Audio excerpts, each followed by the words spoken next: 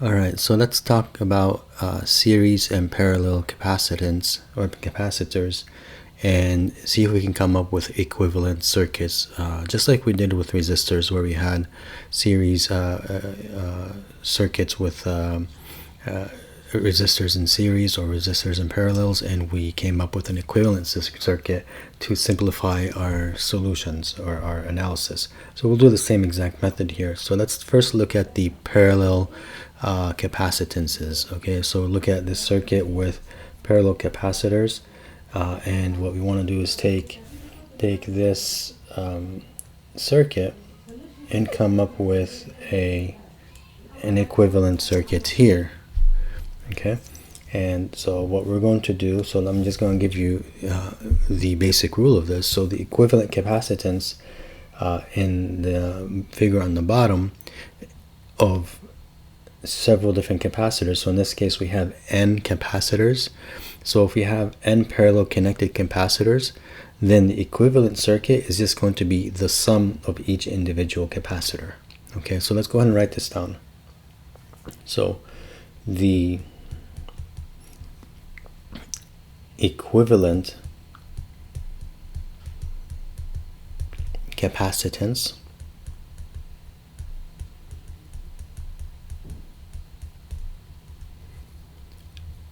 of n, I'm going to say parallel connected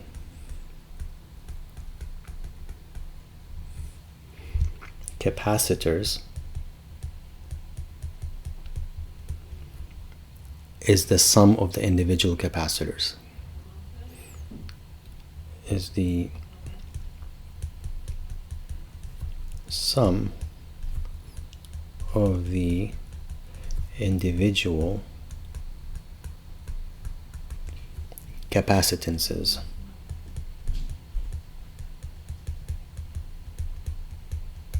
Okay, and I'll prove that here in a second. The other thing I want you, so let me go ahead and just highlight this here. So the equivalent capacitance is going to be the sum of the individual capacitances. Okay. We'll also note that the capacitors in parallel combine the same way that the resistors in series do. So capacitors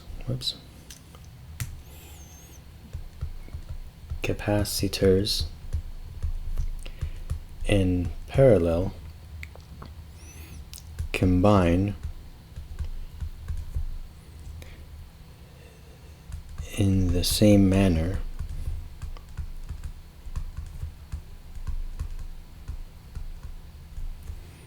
as resistors in series.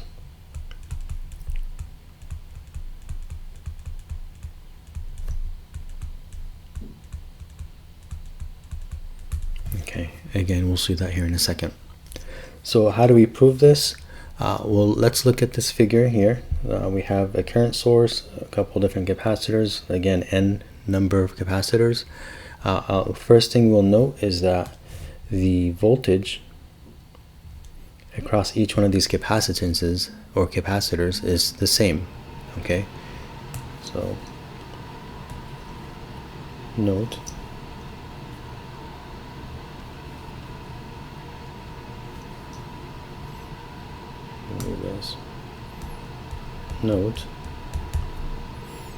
the voltage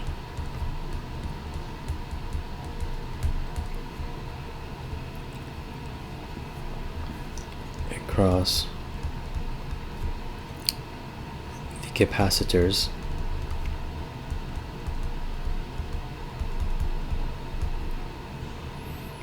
is the same.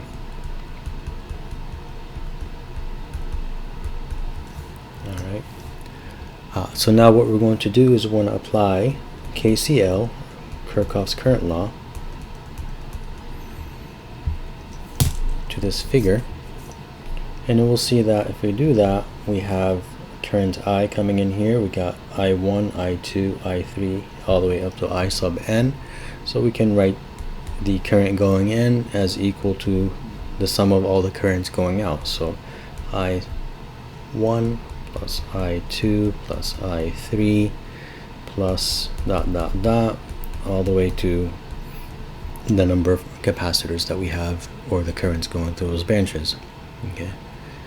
But one thing to note, as previously defined, let's just say we have I sub k, a finite number of currents, is equal to C sub k dV over dt. So what we can do is take this and substitute it in for the current equation, and then rewrite that. Okay, so let's go ahead and rewrite it. So let's come down here. I equals C1 dV dt plus C2 dV dt plus C3 dV dt plus Cn dV dt. We can rewrite this whole thing as, simplify it as the sum of k equals 1 to n C sub k, all that times dV over dt, and we'll call this as our C equivalent, dV dt. Okay, so that's how we derive this, and then from here then we can just say our C equivalent, our equivalent capacitance, is just going to be the sum of all the individual ones, C1 plus C2 plus C3 plus C sub n. Alright, so that's how we treat capacitances in... So the equivalent capacitance is just the sum of the individual capacitances. Okay, so that's how we get the equivalent circuit. We get the equivalent circuit here from capacitors in parallel. All right, so let's look at now if we had capacitances in series and how that's going to change. So let's bring this guy up. So now let's look at the other case where we have capacitors connected in series. Okay, so one thing we want to note here, so note, in this case the same current flows through all the capacitances. Okay, so the same current flows through all capacitors. Okay, which in turn means we have the same charge.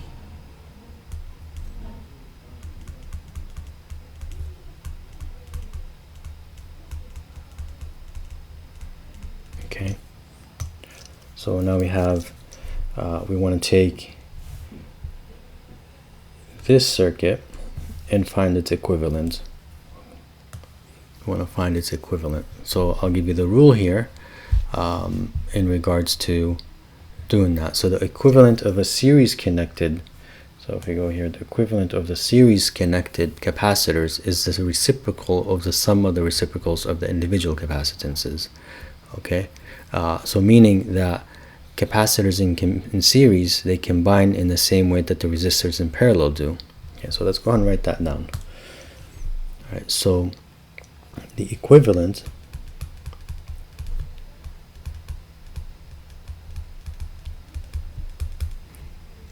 capacitance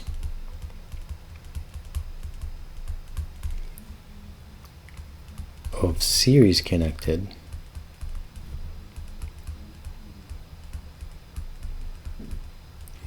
capacitors is the reciprocal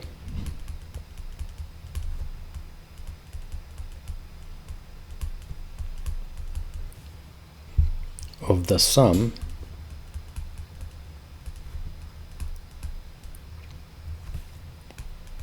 of the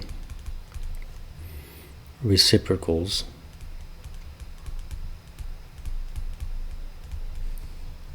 of the individual capacitances.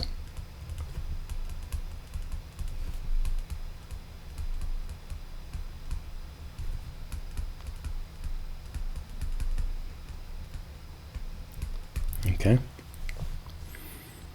so series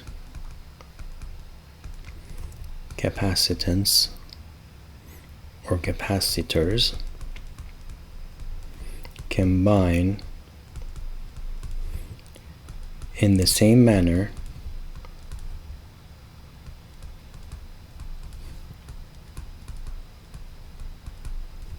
as resistors in parallel.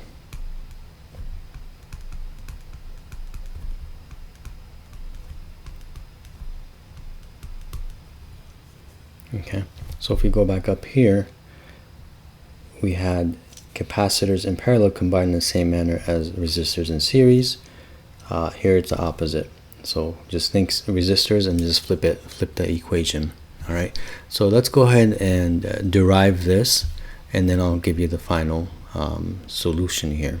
Okay, so to come up with this definition here, we said that the same current flows through all capacitors, meaning also the same charge. So we can apply Kirchhoff's voltage law. So let's go ahead and apply KVL to this circuit on top with the series capacitors. And if we do that, we write our voltage source is equal to the sum of all the voltages across each capacitor. So we got V1 plus V2 plus V3 plus all the way up to n number of capacitors. But we also know that Vk is equal to 1 over C sub k, and the integral starting from 0, t0 to some time t, I of t, again tau, I'll say tau, d tau plus Vk initial time. Okay, so just like we did with the parallel, we're going to define the voltage here. So let's just go ahead and highlight this definition here that we're going to be using to do the derivation. So now all we're going to do is substitute this equation in blue here into all the voltages. Let's go ahead and do that. Let's go up here. So V is going to equal to, V equals 1 over C1, the integral going from t0 to t, I tau d tau plus V1 t0 plus 1 over C2, the integral t0 to t, I tau d tau plus V2 t0, okay, plus dot dot dot, we'll just go all the way to our nth capacitor, C sub n, integral t0 to t, I tau d tau plus V sub n t0. All right, so we can factor out the capacitors. So we can say 1 over C1 plus 1 over C2 plus all the way to the total number of capacitors that we have in series times the integral of T naught to T, and then we got I tau oops, sorry, fix that, d tau plus v1 t naught plus v2 t naught plus v and t naught. Okay, we can further simplify this and you say, okay, that's the case, then we know that v1, so let's come back up here, v1 plus v2 plus all the way up to vn is just really v. Okay, so we can go ahead and rewrite this here as 1 over c equivalent,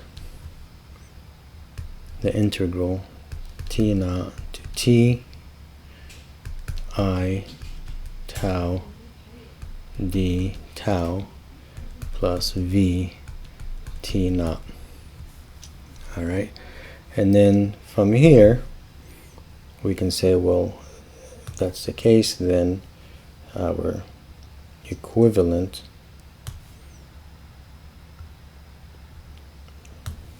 capacitance there, 1 over c equivalent, is equal to 1 over c1 plus 1 over c2 plus 1 over c3 plus to the total number of capacitors that we have. And that's how we derive this relationship. Okay, so that's how we get this relationship here. And remember, the initial voltage here, as I mentioned, so V, so let's go ahead and put this down here. The V of T naught is going to be the sum of all the V's based on the KVL. So I'm going to write this down here, pretty much this blue highlighted part. Okay, so let's go up here. Okay, V T naught equals V1 T naught plus V2 T naught plus all the way down to our final capacitor voltage there. Okay, and then we can just rewrite this. Now remember, when we did with resistors, we assumed n equals 2 to come up with a simple equation. So let's just assume n equals 2. So let's just say for n equals 2, let's come up with a basic equation where we have just two capacitors. So we can say our 1C equivalent is just 1 over C1 plus 1 over C2. And then we can rewrite this here as C equivalent is equal to C1 times C2 over C1 plus C2. Okay, and that's how we come up with the equivalent capacitance for both the parallel up here. So now we have our parallel, it's just the sum, and then our series is the reciprocal sum. All right, and that's where we're gonna stop for today.